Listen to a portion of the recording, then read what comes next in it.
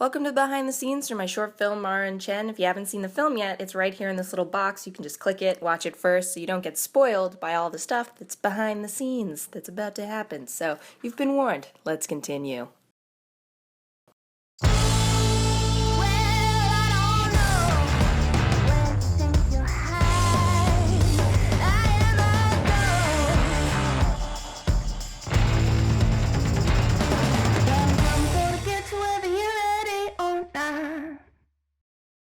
Mar and Chen is a short film that I wrote and directed and acted in, and among other things. And it's about two bounty hunters that get into some trouble with the target that they've acquired and all the hijinks that ensue.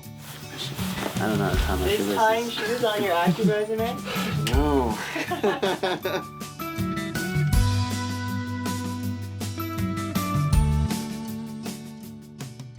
In the opening, actually, the opening shots, Mara is smoking, and so I had to smoke, and I don't smoke. I've never smoked. I don't know how to smoke. So there were people on set, you know, trying to teach me like how to smoke convincingly, because I couldn't do it. It was just I was like, it just, you know, you see it and you're like, oh, that's easy, but I didn't know how to make it work for me. And, you know, here we are on set and we're shooting those scenes and they're really cinematic and cool, and I'm like, I can't get the lighter to work because I have incredibly weak fingers and all these things. And, you know, everyone was just really patient with me, and what a time that was. It was just 15 people watching me not know how to smoke. Oh. The whole accent thing just came the day of on set. I was just joking around doing an Australian accent. I don't know how that happened, that it made its way into there, but then it to me after, I was like, this is him. It works, you know? Maybe you should. You think you could come into my place? I really like it. Well, I haven't heard you speak normally. We're like, are you actually from Australia? He's like, no. I'm taking a dialect class. I think Victor and Chuck's relationship was nothing short of magical. Majestic. Magnificent. It was very much love at first sight. I don't think I see you in the first scene, though. When you get shot in the garage, I'm in the trunk the whole time, I think. Yeah, that's right. It's not until you kidnap me that... Yeah, it was love at first kidnapping. Yeah. A little bit of Stockholm Syndrome there for Chuck. This project was definitely, I guess, the most acty thing that I've done. I've been in other people's projects in small roles, and I've done a lot of music videos and a lot of shorts and a lot of those type things, but this was my first big character piece. And my experience with the physical stuff, nothing like crawling through some glass to keep you awake and alert. That did the trick.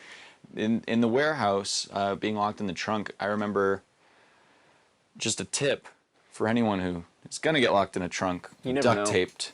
You never know. You don't know when it's gonna happen. But try to go to the bathroom beforehand. I was actually in the trunk, and I was like, I wonder if I need to be here for the shot. Just for the realism. Or should I? Yeah. I mean, you didn't need to. They're all like, no, just keep them in there. Yeah. Roll. Fly. And action. Great, cut. Really? It's snowing. Yeah, the broken glass was great. Sugar glass. So, Sugar glass. Don't worry at home. I'm okay. They took good care of me. Yeah, I did. I haven't done that much, that many projects where there's like physical, you know, stuff. It's usually just people talking or whatever. But I liked it. I like the idea of just kind of like doing the full action instead of just specifically like cheating it in the most minimal way possible, so you don't have to do anything. But yeah, I remember I overdid it the one time when I jumped back. It was pretty painful actually. The one, I don't know if that made the final cut or not, but I was like, oh, that was a little bit too much.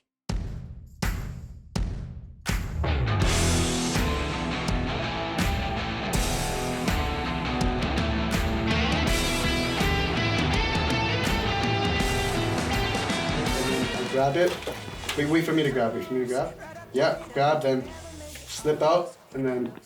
Yeah. In order to make a believable fight, it's very important to, first of all, camera angles are very important. Also performance, being able to sell the hits, anyone reacting from a hit, you know, because film fighting and real fighting is different. Real fighting is very ugly, you know. Film fighting there's got to be an art to it. So making it believable, you have to make sure the reactions are there. What they do is they make every motion big so that it sells, and on set it can seem like it's bigger, but once you see it like on camera, you see that, you know, every hit needs to sell, and then we speed it up a little bit in post so that it's moving at the pace we need it to move. And I remember in my fight scene, I'm always like, he's like trying to 30%. Oh yeah, you gotta go 30%. It's pretty bad. Yeah, because you go 200%. Yeah, you're all in. You're all in. I went too fast. I can't be tamed. Yeah, you're a real fighter. Yeah, That's what you are. That's as much as I can jump. My legs are so sore. That's embarrassing.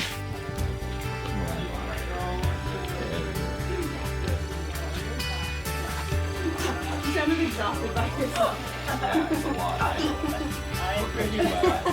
Sharon threw off my groove. You want to try and do the octopus? Yeah.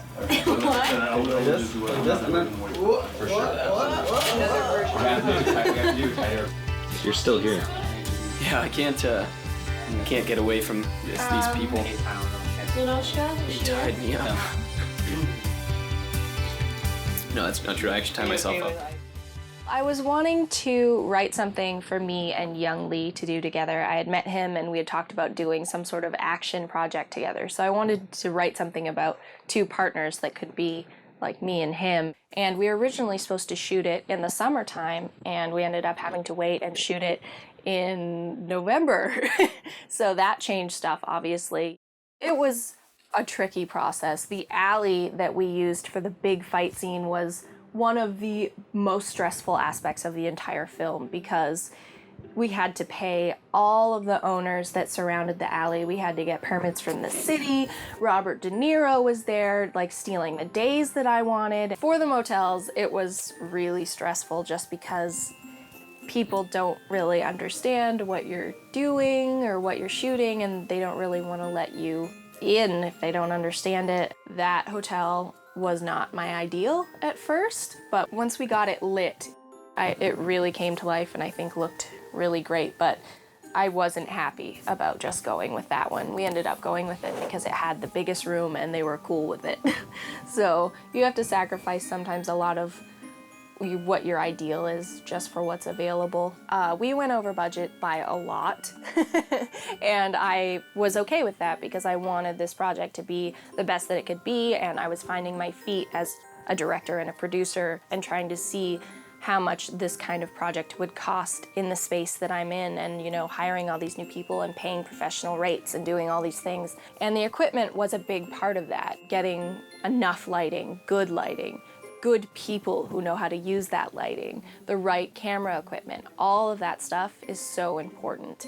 The auditions were actually a really positive experience because Young and I were already attached to the project. We only had to cast 2 more roles, so we were half done just from the start, which was really encouraging. Alex, who plays Victor, I liked him so much and I thought he was so funny, and when I wrote Victor, I kind of had him in mind. I think I actually emailed Shauna just randomly, like, after so long, like, all this time, and I was just checking in and then seeing what, like, a project from the past, if there was, like, anything happening with that. And this was, like, years or 2 years after or something. And then as I happened to check in at that very time, and then she said that she was interested in auditioning me for a different project. And so it all just kind of worked out in a very, very cool way. And Andre was much the same, except I hadn't seen him perform before. He came in, I think he found the audition online, and he was just one of the few people that really understood, I guess, what Chuck was, that kind of awkward everyman, and I really, really liked the way that he performed it. And so my audition arc was self-tape for Shauna, and then I met with Shauna, and we just clicked. It was pretty easy in the long run. They were standouts for me, and we were lucky to have them.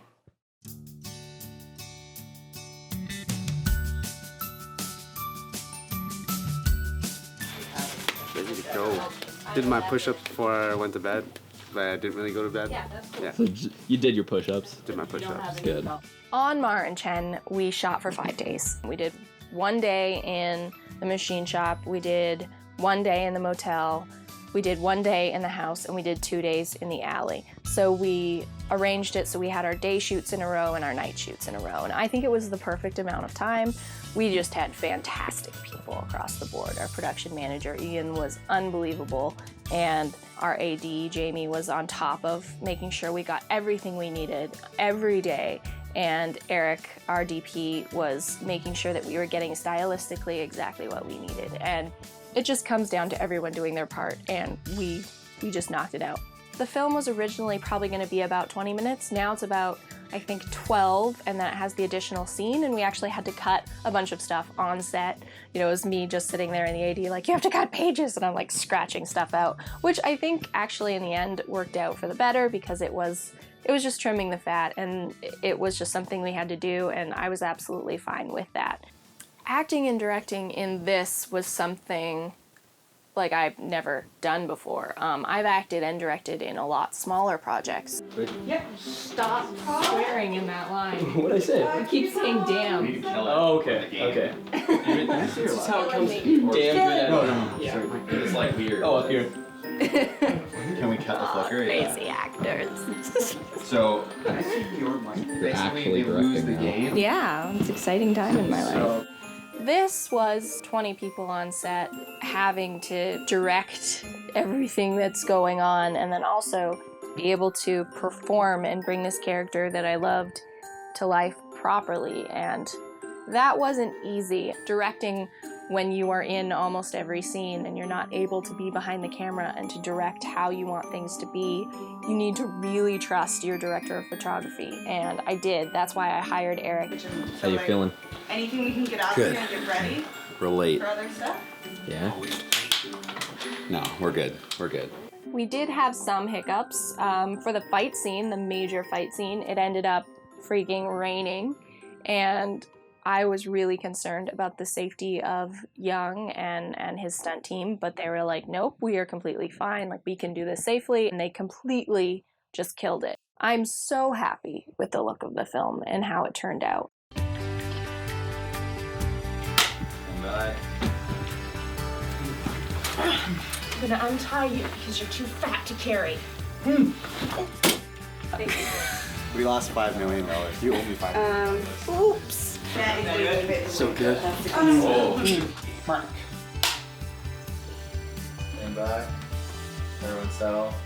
If you are starting out, just do it. The best way to learn is to just try doing it and try to be as thorough as possible and as prepared as possible, and then just let that go and do your best and deal with the problems that come up on set when they come up. Film is a rare art in the sense that it's not one person's baby. You know, with a lot of art forms, you can have a lot of control and you can really guide down the river, but with film, you're having 10, 20, 50, 1,000 people work on something, and it is this strange, terrifying, beautiful machine that exists on its own without you.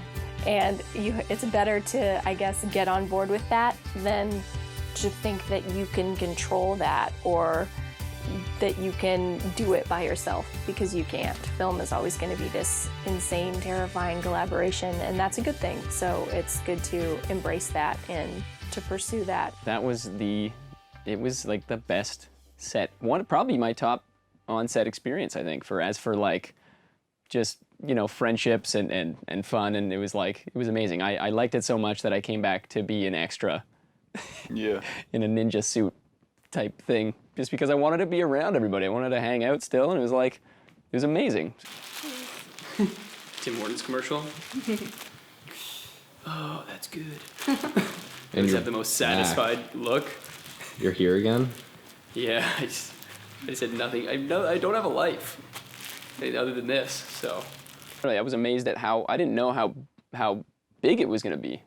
Like, as for just production in general, I thought it was just going to be this little, like, it's a short film, whatever, you kind of just have going with expectations of just kind of like small scale, whatever, but it was a lot more going on than I expected, and it's a good surprise, and there was just so much going into it, and so many people there, and so much work going down. It was awesome.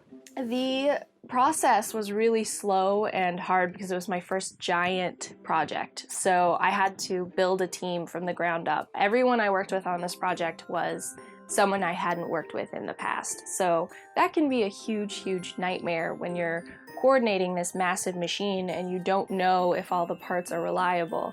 And I got really, really lucky and felt like a top-notch producer because everyone that was hired on set did such a great job and they worked really, really well together, and everyone said that the set was really professional and something that they were really enjoying and that they liked the project. So that was really encouraging for me. Seeing the completed film, was it what I expected? It's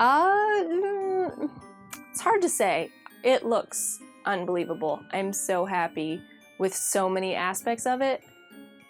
It definitely turned out different because we did have to change the script on set, but seeing how it is, I wouldn't change it. I really, really like what we have. And yeah, I guess on to the next one now. And that's movie magic right there. That is filmmaking.